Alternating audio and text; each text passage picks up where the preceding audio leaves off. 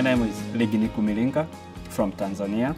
I'm a founder and a managing director of LI&G Tanzania company. We are working on bringing sustainable water to the community. Currently, the biggest challenge is water purification. We started this project implementation and designing of it way before we heard about this opportunity. And when we heard about it, it was a unique opportunity for us to get the seed money so that we can take this project to the next level. It made it possible for our idea to be able to execute on the ground.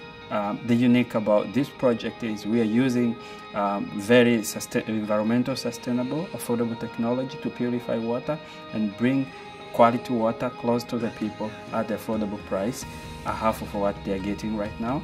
And this project sustains itself financially because it produces enough income which covers its operation, and the profits is being used to reinvest on upscaling the project to affect the larger community.